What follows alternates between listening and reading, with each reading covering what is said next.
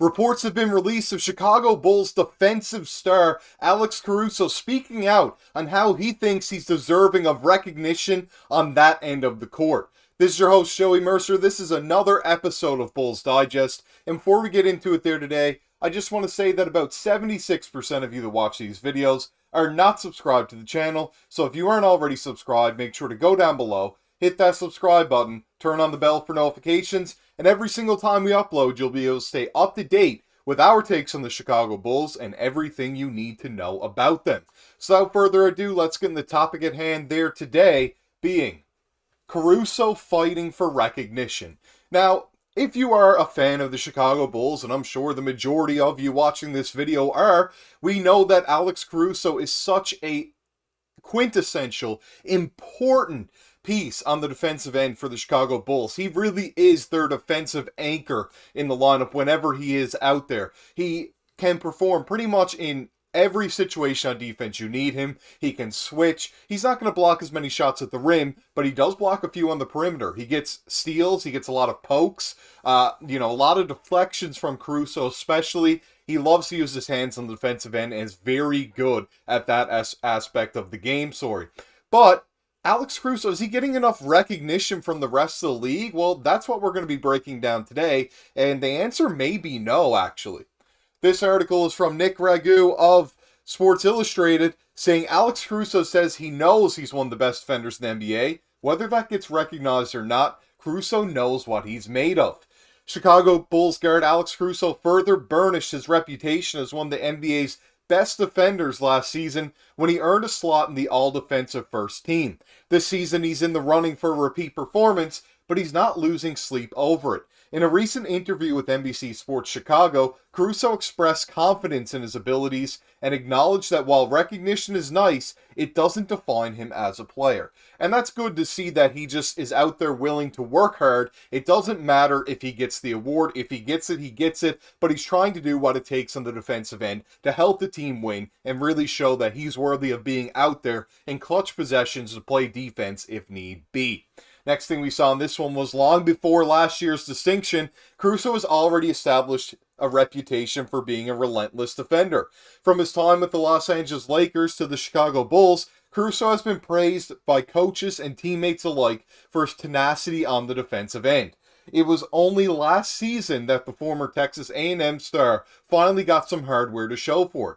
This season, Caruso admitted the importance of winning the same accolade. He also acknowledged that it wasn't his main focus. So yeah, I mean, of course, it's obviously very legitimate for Caruso to come out and say, like, yeah, of course he wants to be recognized. He wants the award, but if he doesn't win it, he still knows in his heart that he is the best defender on this team, one of the better ones in the NBA. He doesn't necessarily be like, I need to have this award to know I'm good. He knows it without it. It's not about the award, but obviously the recognition would be great if you're out there each and every single night performing as well on the defensive end as Alex Caruso does.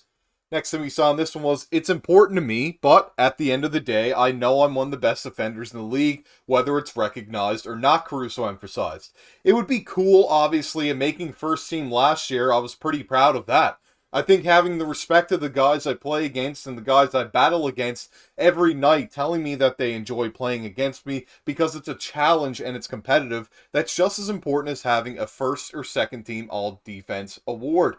And we saw even earlier in the year, Kevin Durant, which we talked about on this channel actually, showed some praise on Caruso after he got a stop on him to force overtime and obviously a game against the Phoenix Suns. So it's even stars in the league knowing that Caruso is such an important part on that end. It's not just front office execs or coaches or just other role players or starters in other teams. It's the top players in this league that are also recognizing what Caruso can get done on the defensive end and how important it is for not just the Chicago Bulls, but any team that he could potentially be on. He chimed in on the minimum game requirement. The NBA's implementation of the 65-game minimum for awards eligibility has sparked debate and controversy among players and fans alike. Some argue that it is unfair to withhold an award because a player didn't play in the said number of games, while others believe that it weeds out the unworthy candidates. And I would have to agree in that sense that I think that they should play the 65 games. I think it's very fair. I mean, you're still missing 17 games in a season, and that's, you know, a decent amount to miss for you to win an award. If Embiid were to win MVP this season, you would be basing it on a smaller sample size when there's other very worthy candidates. Embiid seemed like the absolute favorite before he went down with injury, but right now, obviously, we can see players like Shai Gilgeous-Alexander and Nikola Jokic, even Giannis Antetokounmpo, are probably more worthy of it because they've been able to stay healthy, play more games, and if somebody's averaging, say, 25 points over 70 games, or even the 65 minimum, it's a little bit more important to me than 30 points over, say, 50 games. That opinion of mine might be a little bit controversial, but honestly, that is what I believe. I mean, you know, if you're playing an entire season, you're helping your team out a lot more than if you're missing more games, which would make you the most valuable player. Similar on the defensive end, if you're playing more games at that rate of defense, it's more important to your team for you to be out there each and every single night, as opposed to 2/3 of the season, for example, or even 3/4.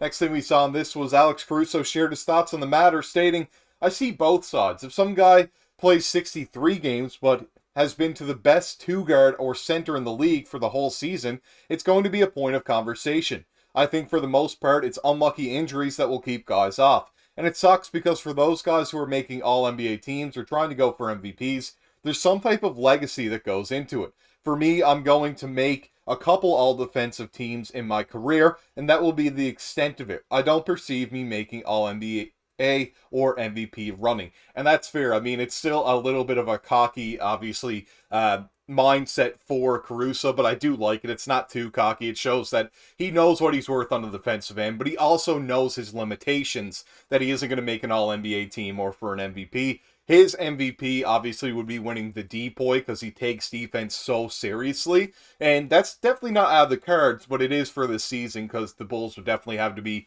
a top defensive team and make a better record overall for the season, I think, in order for him to win that award. Next thing we saw, or that I want to mention actually, is this is how Caruso is playing on the defensive end this season.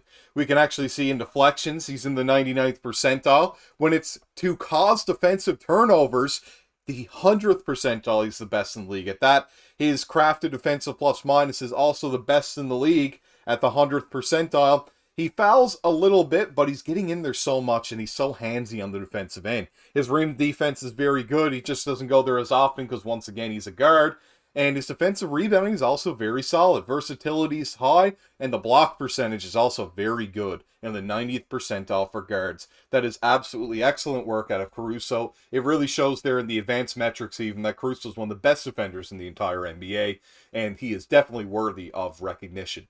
Let me know what you think about a few things that we talked about there today. Is Caruso worthy of another all-defensive team?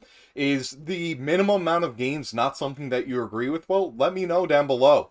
And if there's anything else that you noticed in this video that you have some comments on, we'd love to hear from all you guys here on Bulls Digest. Make sure to like the video if you did enjoy the video, comment on the video as usual, subscribe to the channel, and I'll see you all in the next one. Sign out.